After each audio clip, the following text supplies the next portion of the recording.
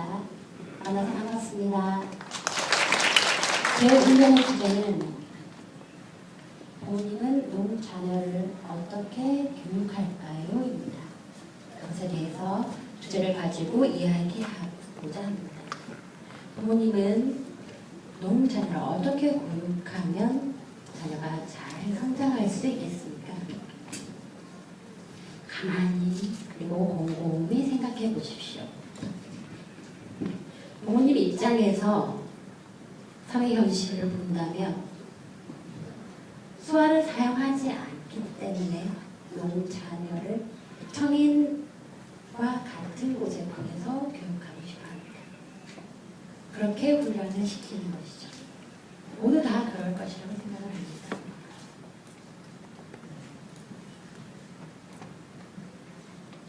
잘 생각해 보십시오.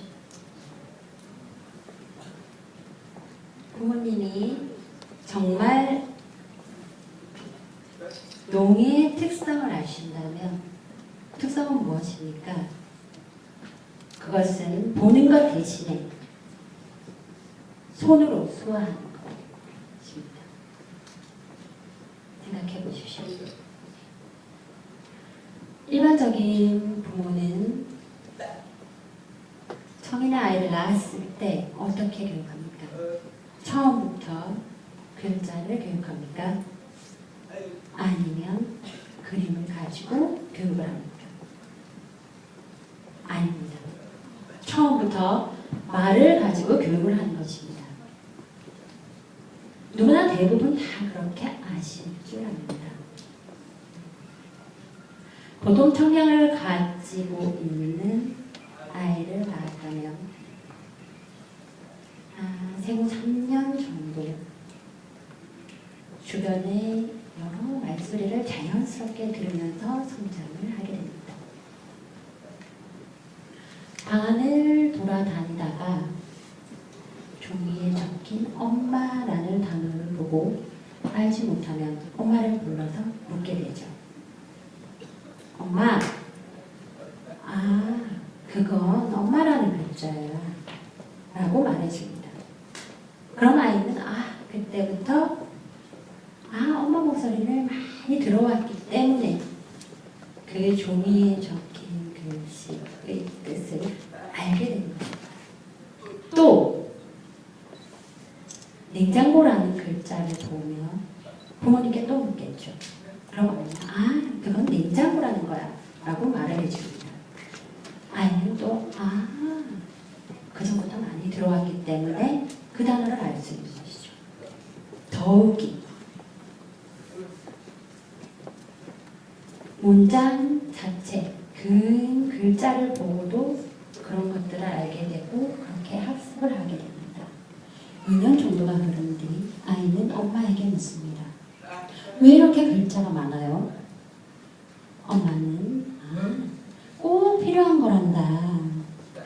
왜냐면 만약에 엄마가 집에 있지 않고 어딘가를 간다면 넌 그것에 대해서 모르기 때문에 엄마는 미리 글을 적어놓고 식탁에 걸 줄 거야.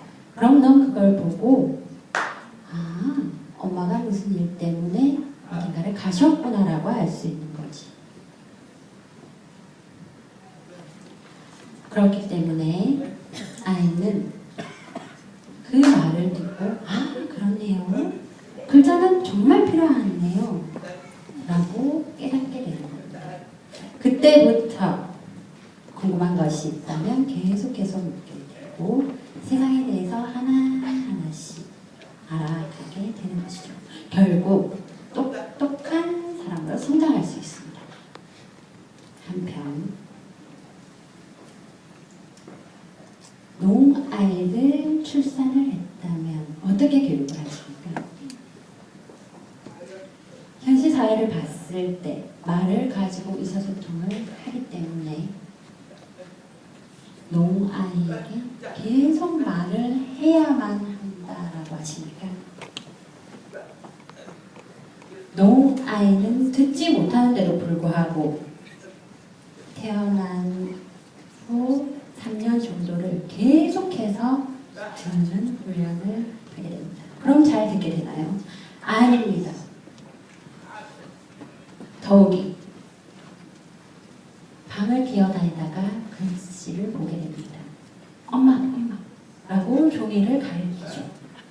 그럼 엄마가 말을 해준다고 해도 아이는 듣지 못하기 때문에 그 종이에 적힌 뜻을 알 수 없습니다. 그리고 냉장고라는 글씨를 보고도 엄마에게 묻겠죠. 하지만 물어도 마찬가지입니다. 왜? 농아이는 듣지 못하기 때문에 말을 한다고 해도 불명확한 목소리로 말을 하게 됩니다. 엄마는 무슨 말인지 알아들을 수가 없게 되는 거죠. 마찬가지로 2년 정도가 흐른 후 아이는 엄마에게 왜 글씨가 많은지 물어봅니다. 불명확한 목소리로 말하게 되겠죠. 엄마는 무슨 말인지 들을 수 없기 때문에 그 아이의 말에 설명을 해줄 수가 없게 됩니다. 그러면 어떻게 설명해주고 싶어도 농아이가 들을 수 없기 때문에 그 엄마와 아이는 서로 답답한 상황에 처하게 됩니다. 그때부터 농아이는 공부를 하고 싶다는 욕심이 사라지는 거죠. 결국 똑똑한 사람으로 성장할 수 없게 된 것입니다. 그런 원인으로 인해 청아이와 농아이 큰 차이가 되는 것이고 결국 농아이는 비참한 삶을 살게 되는지도 모릅니다.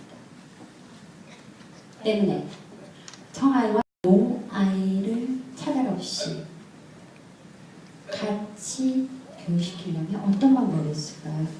잘 봐주십시오. 잘 봐주시기 바랍니다. 혹시 여러분 중에 농 자녀가 있으십니까?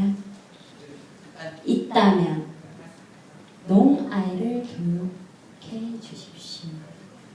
아직 미혼이신 분들도 앞으로 결혼 후 농아이를 출산할지도 모릅니다. 그렇기 때문에 미리 더욱더 잘 보고 생각해 주십시오. 제 수화를 잘 봐주시기 바랍니다. 농아이를 잘 교육해서 똑똑한 사람으로 성장시키려면 어떤 방법이 있을까요? 지금부터 확실하게 설명해 드리고 싶습니다.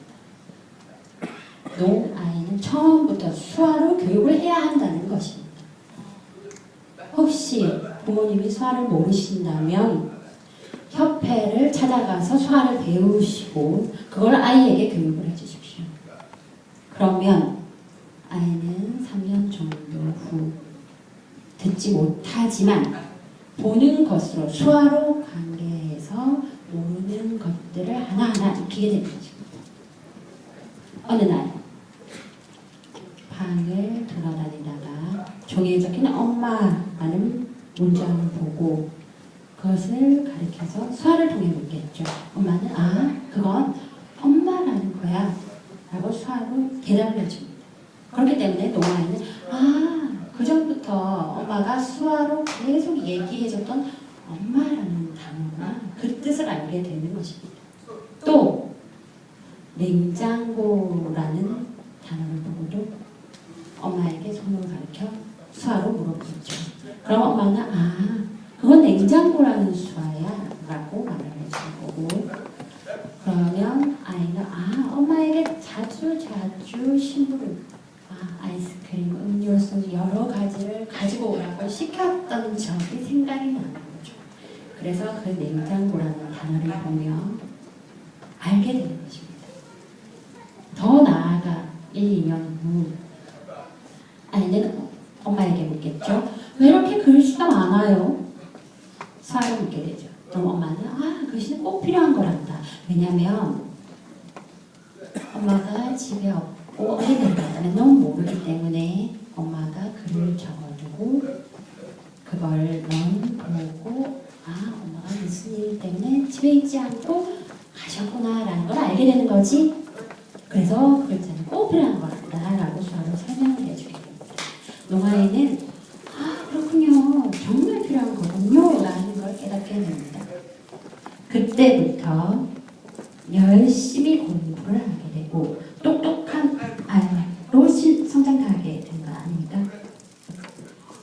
위의 내용과 같이 청은 대부분 그렇습니다. 지금부터 부모님과 소통을 계속하며 세계에 대해서 하나하나 알아가는 것입니다.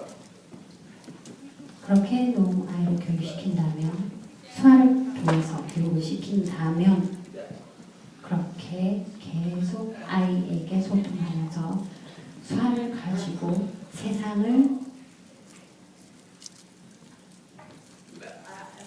여러 가지 궁금한 것들을 묻고 대답하며 서로 이해하고 공감을 나누게 되는 것이죠.